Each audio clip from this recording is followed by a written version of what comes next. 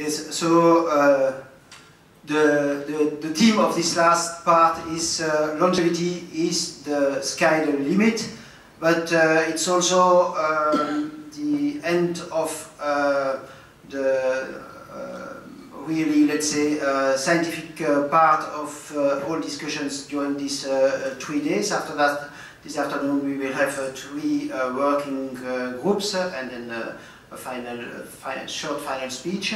And I want also to give you the opportunity to really ask questions about all aspects related to longevity. And of course, certainly the 4 of us also have a few things to say. But first, I'm sure that you have a few questions that you wanted to ask to one of us, and that we can answer now. I'm almost sure, because if you don't have one, no, we can ask ourselves. And anyway, I want to approach one aspect. Yeah. My question for the panelists is, what has changed for you as a result of this event? Is there something that's made you think, yeah, this is a new opportunity or a new threat or a new challenge? When you've been around these conferences a long time, so what's your big takeaway in terms of what you've observed?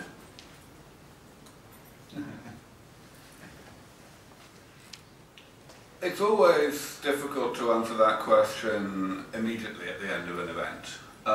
You know, certainly if I look at the events that Science Foundation has organised in Cambridge since 2003, the main real deliverables, the main real outcomes of the events only became apparent weeks or months later.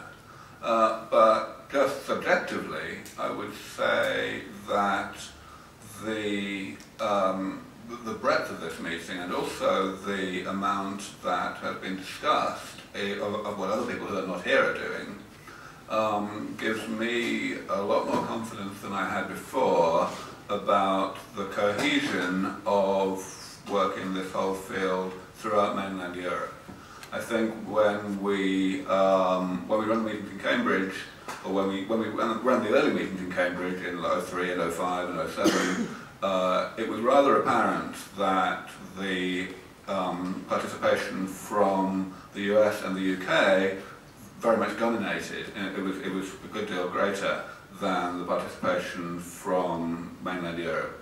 And I think that's changing. I think what we're seeing here, I think probably highlighted most of all by Daria's talk, is that we are both at the level of lab research, but also especially at the level of activism and organisation, we're seeing much more growth towards critical mass, if you like, and therefore I think we can be very optimistic indeed about the contribution that people across mainland Europe are going to make to this field going in the next couple of years.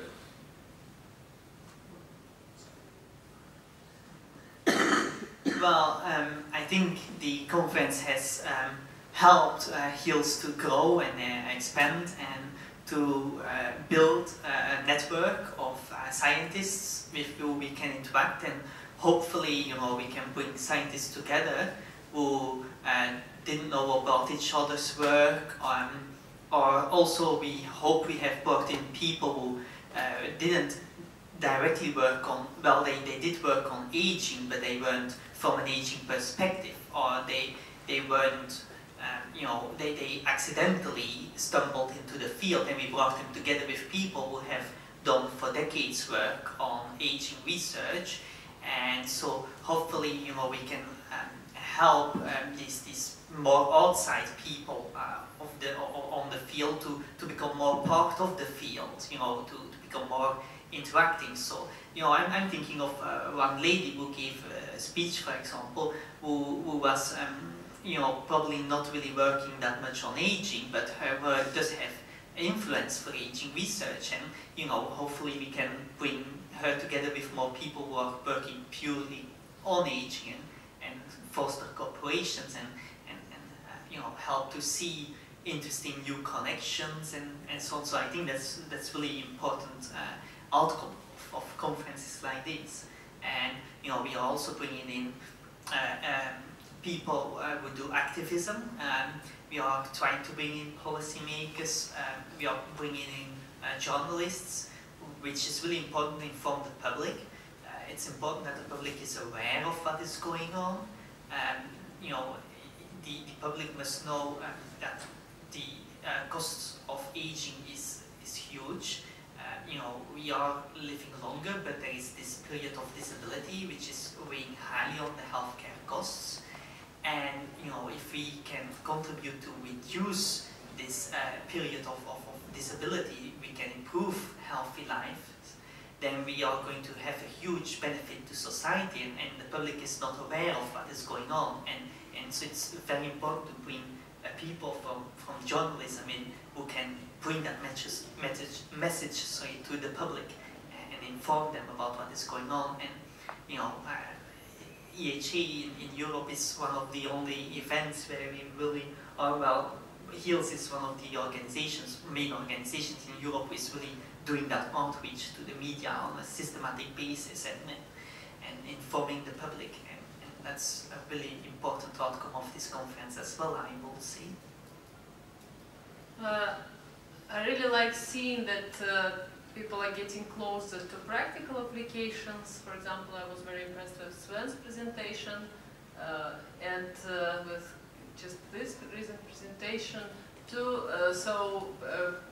It's very nice to see that the researchers are trying to thinking how to get it in medical practice soon enough, and this will require quite a lot of work outside of labs. So we not biologists will also have a role. Yeah, so I'm not a biologist at all. I studied law a long time ago. I'm really impressed by the quality of the speeches, and even more by the fact that after each speech there are really interesting questions. And sometimes I can even understand the answers to the questions. Okay, and well, but of course this Eurosymposium is only one of many activities going to make, and one of the goals, I think, also outside of the scientific aspects, is to make the large public aware of the fact that longevity is possible more than ever, and that there are new opportunities. And so, if there are no questions directly now, I want to say a few things about, for me, when you speak to a large public about longevity, you always receive a few answers: boredom, dangers, and one of the biggest answers, one of the most frequent question about longevity is the question of overpopulation. And I want to say a few words about this, also following one discussion that I had last night. I want to say something about the fact that longevity and the fact that we live a longer life in general is not a problem concerning overpopulation. Precisely in contrary, if you take a look at the history the last 100 years, you will notice that the number of children per woman is decreasing dramatically, and is decreasing dramatically especially in the countries where life expectancy is longer than before. So where do you have this problem of overpopulation? It's especially in sub-Saharan countries, where the life expectancy, it's the only part, sub-Saharan countries are the only part of the world where people still live, in average, still have a life in average shorter than 60 years, and where is,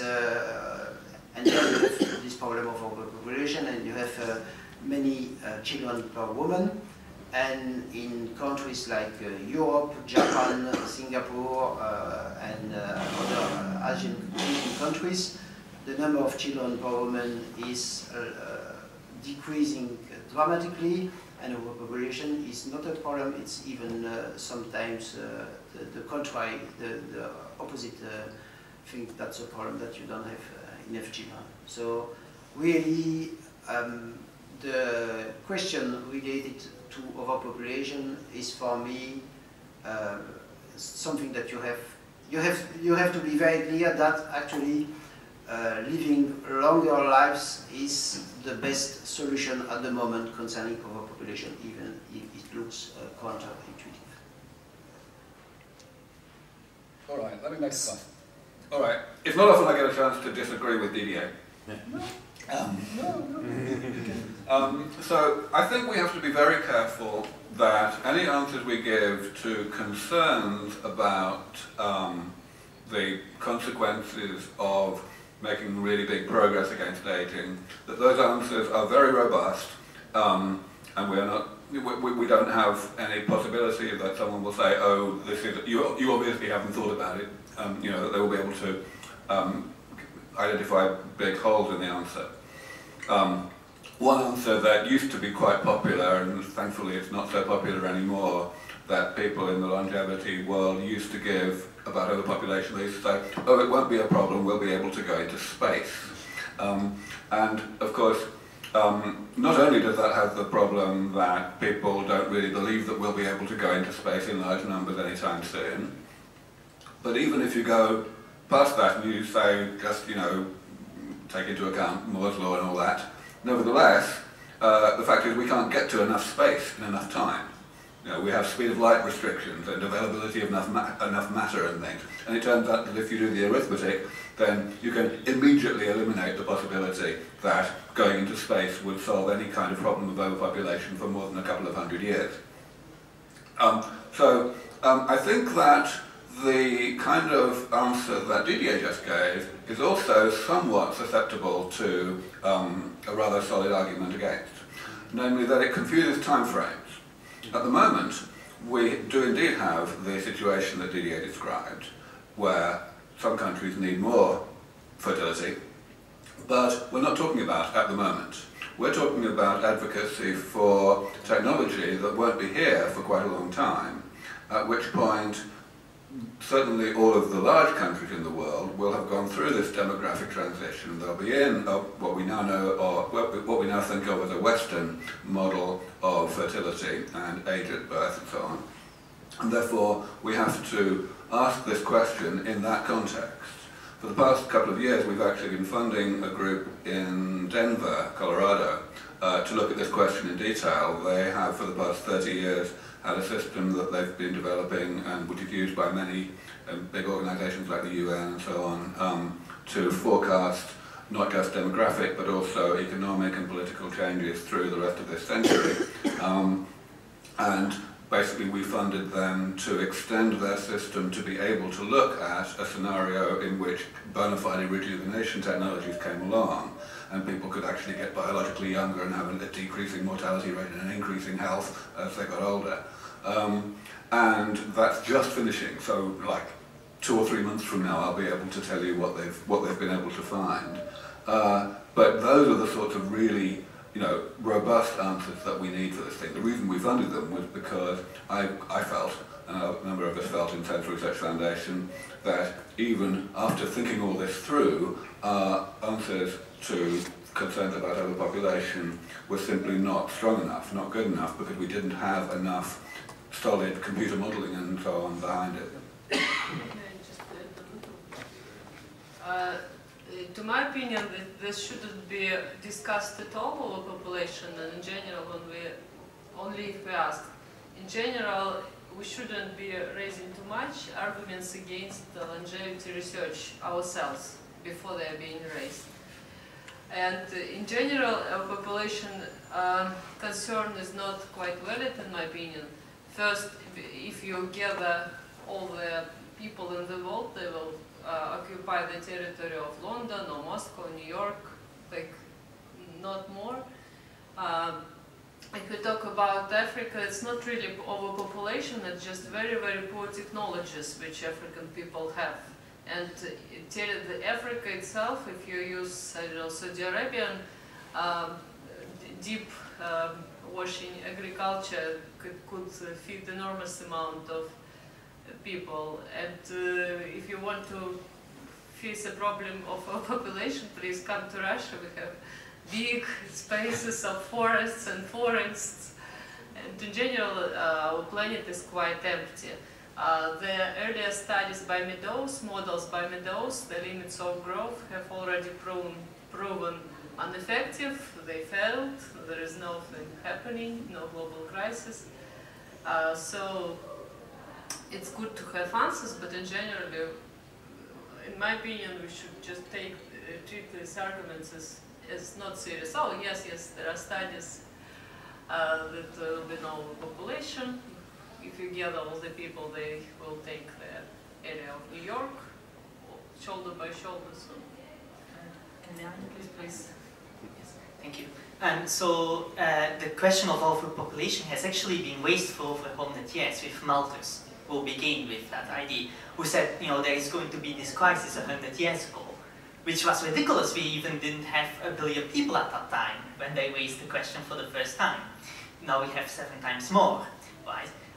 What has happened, what all of these people didn't take into account, is that there is no, as Daria indeed said, there is no limitation in terms of physical space for all of us to live and to walk around. That's not what is limiting us. What is limiting us was things like food. There needs to be enough food. There needs to be enough production of, for example, fibers to make clothing from, ore, and all of these things. We need to be able to have our fat,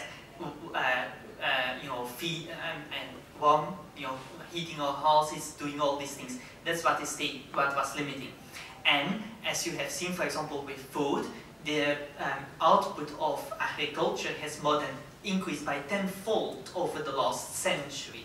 And that is due to improvements in the methods of agriculture. That includes things like automatization, that includes like better pest control, that includes like fertilizers, artificial fertilizers, and now more recently the biotechnology that is coming up, and that is doing great work in improving the yields of crops. And so they are making crops that now can really, where you had crops that could only grow at very huge amounts of water, they are now making them drought resistant, for example, which is going to have a huge impact in, for example, Africa, that has a chronic water problem.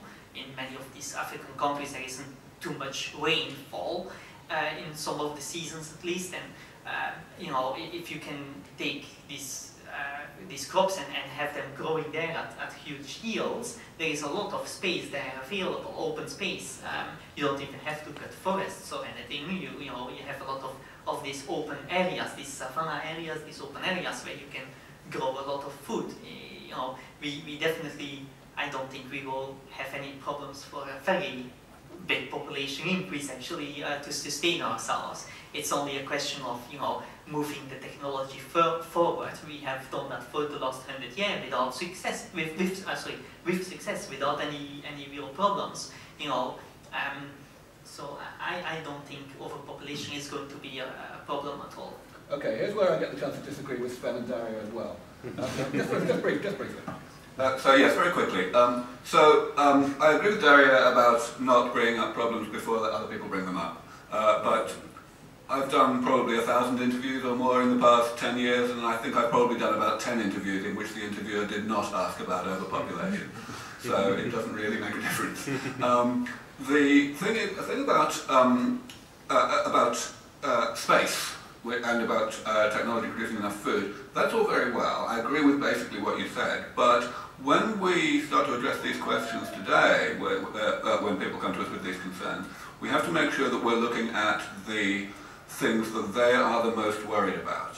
We are not wise, I don't think, to say, well, okay, we've been able to defeat Malthus up till now, therefore we always will. That's no better than our critics saying, well, we haven't been able to defeat aging up till now, therefore we never will. It's more or less the same kind of argument. But the point about overpopulation really doesn't come down to enough space or enough food, because those technologies are indeed keeping up well. It comes down to climate change. That's the #1 thing that people are actually worried about today with regard to having too many people on the planet. And one has to actually take it seriously. One has to be able to say, well, you know, yes, we've got a problem with climate change. Yes, we need to be putting more effort into developing new technologies for carbon sequestration and things like that. The question is, should we be slowing down our efforts to defeat aging until such time that we've made good progress against climate change? And then one can have a sensible argument about whether it's more important not to get Alzheimer's disease and how much suffering is caused by aging relative to the suffering that might be caused by climate change and so on. But one has to actually, you know, address the arguments that people are really thinking about rather than ones that may be secondary already to that. Okay, so interesting discussions. I have a question actually. Yeah, maybe I will just sure. answer to avoid. First, I think it's always also important to remind that the biggest part of the growth population is coming not from people not dying enough, but from the fact that there is a birth rate very important in certain countries. So, and this means that even if today you find a pill, of course we will not find it, but okay, today you find a pill not to age anymore, it will not have big consequences concerning the growth of the population. And of course we don't know how people will react if there is a huge improvement concerning life extension, but the probability that people, that women, will have more children is for me very low, and the probability that they will have less children is very high. And the last thing I want to say before giving the word to Vincent and then to Edward is that also one of the very big questions is the question related to health expenses. And for this, it is very important to remind that when you invest money for healthcare, for living longer, you potentially have really less cost, because the most healthcare costs are related to the last year of the life. And of course, when you have a huge life extension, you have less people dying. So it means each time that you invest 1 cent for scientific research related to life extension, you make potentially, you have potentially win of money for 7 billion inhabitants. So sorry, and one more sentence.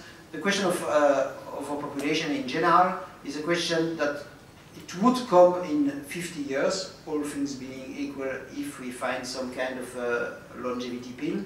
So to care now about what's going to happen in 50 years and to say no that to your parents that they have to die because maybe we will have a problem in 50 years, for me it's a crazy idea. Yeah, okay, so actually Didier said quite a few of the things I wanted to ask about, since I was under the impression indeed that stopping aging, even outright stopping aging for everyone, would just increase population linearly, while just having 3 children per family would increase it exponentially, which is totally different in terms of mathematics. Let me clarify that. So this is, without trying to get into the specifics of the kind of study that we've been funding or anything, just doing the simple mathematics, those assumptions those calculations depend on specific assumptions with regard to when people will have their children.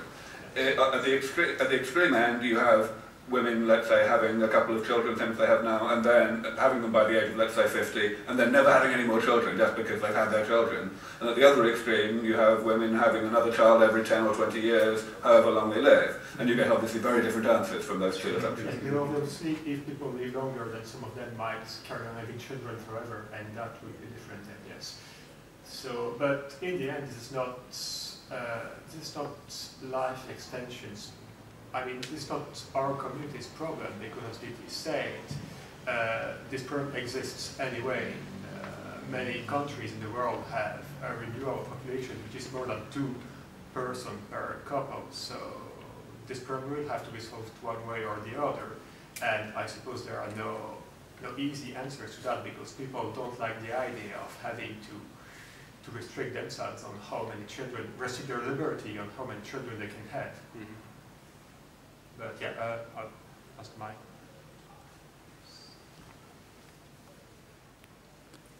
Well, quite naturally we went through what I wanted to say mostly, but I had a slightly addition I wanted to say. So I wanted to personally agree with what the boy said regarding really digging into the questions that we are asked, not raising the problems ourselves. I don't know if that's a good idea. I don't know. I just want to share my own feeling. I think it's very good to ask the questions. Okay, maybe people will take them and show it to everyone and say, look how bad it is what we're doing. But I think if we don't do this, it's worse, because people will be afraid of the uncertainty of what may go wrong and that we haven't looked at. And so that's just a general point of view. And regarding overpopulation, all that we've said, yes, indeed, it's going to take time, because if it's only about living longer and that's the number of children per woman, then we have time. But it's really the trouble of the number of children and how often we have children. And so even if we were not increasing a lifespan, if simply as it seems that perhaps it will be possible in some decades to postpone menopause, or to have children in aged women, as we're able to do in mice, or starting to be able to do in mice, it means that there the question will appear. So even if we live still, let's say, 90-year-old, but women can have children later, there will be a question. And if we put both together, then there will be an even greater question. So I think it's still part of our responsibility. It's not only longevity, it's really the mixture of both. And I think that there should be ethical committees and decisions around menopause. So menopause is not something that has been decided by law, of course, but suddenly we are used to it, and changing it raises the question, and even further and faster than longevity. So in time, the first answer will be really menopause, not longevity, but over time it will be also longevity.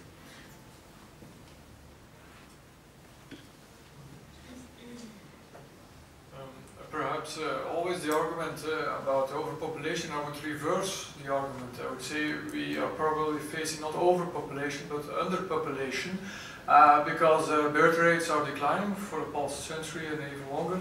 According to some studies, in 100 years' time there will be 80% less people in Germany and 83% less Italians, and even Russia will become very underpopulated, because the average birth rate is 2, but or a little bit higher than 2, but in fact it's even less, because not all people will have children and so on.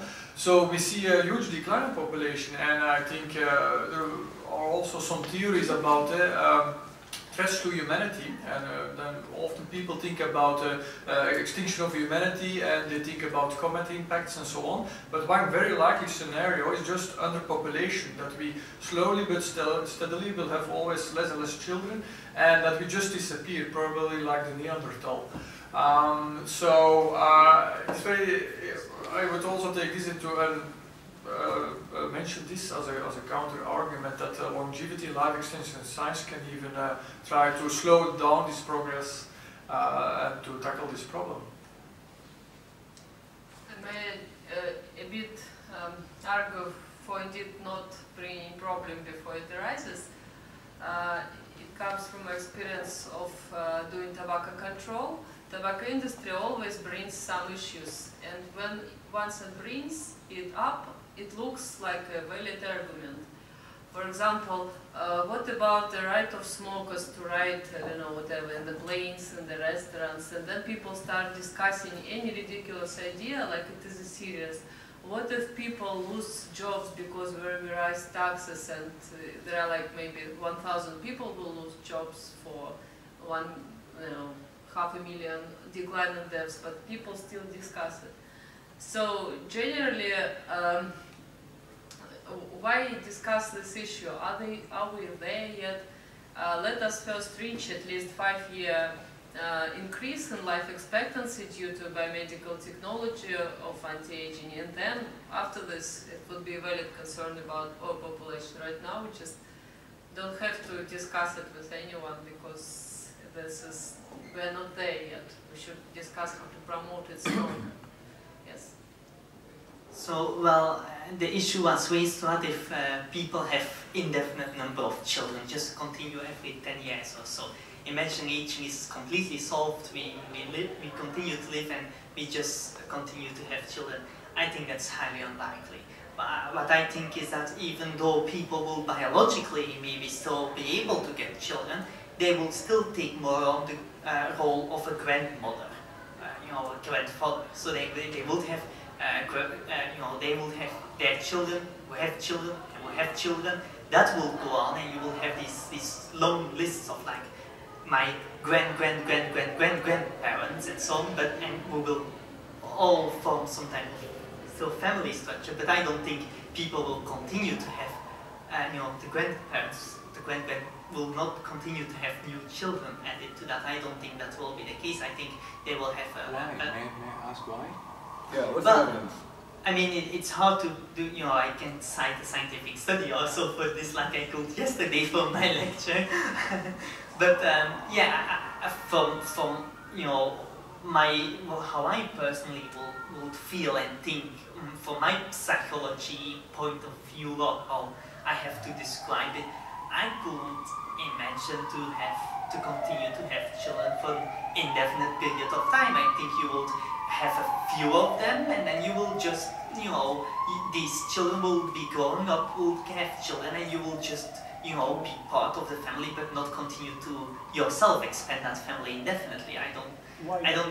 That makes sense, but actually, if you go the way you were just saying, like having your grandparents, on the other hand, I find it hard to imagine that that your grandparent would be able to care about their grandchildren, because they would have maybe hundreds of them, and then you'd have to take appointments every 10 years to take care for a few hours of one of your grandchildren, and then it would become very hard, I think, to manage this. So at some point, this part of the model breaks down too, so we have to look for other ideas as to how people might live by then.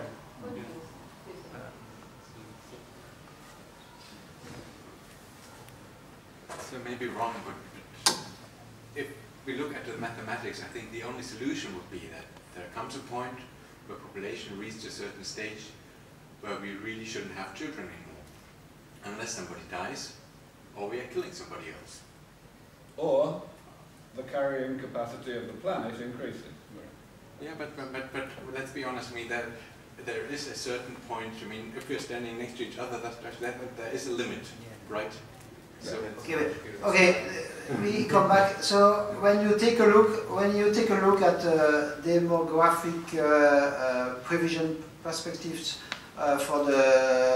when you take a look just 30 years ago, I found prevision for just 30 years ago, and it was already completely wrong. So here, when we are speaking about grandchildren, it's only in at least 1 or 2 centuries. So I don't think it's really useful. That's also my answer to what Ogwe is saying. I don't think it's really useful to think more than 50 years from now, because we don't have any idea how the society will be. I agree. Okay. Yeah. Sure, thanks. I mean, we could go on all day discussing this very happily, but as a general comment, I think my view is a combination of Daria's and Aubrey's view. I think I certainly agree with Aubrey that we have to be very careful to avoid thinking that we've come up with an answer to this kind of concern, and because we're convinced of it, that means everybody else is convinced of it, because that's just not how things work. So we have to really try to think into the other people's mind and see that there are almost certainly some legitimate concerns that lie behind them. And obviously, you know, if this kind of concern has been there for 100 years, then it's a question that already exists. It's not something that we've invented. On the other hand, whether discussing this kind of issue is the best thing for us to be discussing in this kind of forum now, that's another question. For example, one question in my mind is simply, what do we think currently are the main obstacles to actually reversing the aging process? What are the main things that we need to do? Is it overcoming public opposition, in which case this discussion is relevant, or is it something else, in which case maybe we should be discussing something else? I'd like to build on Peter's remarks. First, I'd like to say, as a futurist, I think the word we're going to hear a lot more in the next 5 years is ectogenesis. Ectogenesis is having children outside of the body with artificial wombs. And I think already Zoltan Istvan has written an article about this, which has generated enormous attention. We should be aware that this technology is coming. I don't know whether it's going to get there before or after clear proof of rejuvenation, but I think it is quite likely that many couples who have given up all ideas of having more children because of the pain and the trauma involved, or given the fact they've gone beyond menopause, it will become possible for them in the, I don't know, 20 or 30 years to have new children. And many of them might think, hey, this is a good thing to do, especially if they've retired, but they're still fit. And many of the pain and the difficulties and expenses of having children are changed because of technological changes. But back to Peter's point, the question is, what argument should we be having? I think we should be ready to answer the questions that come up often. We should have quite good answers, not necessarily convincing everybody, but enough that doesn't become a sticking point in the discussion. And we should have answers that don't come back to haunt us because we seem to say something stupid and afterwards we get ridiculed. But we don't need to win every argument. We don't need to convince everybody. We don't need to get all the public on our side. We just need to build suitable allies with some groups of people. So we've got to identify which are the groups that are more likely to be interested in working with us and changing. So whether it's the people doing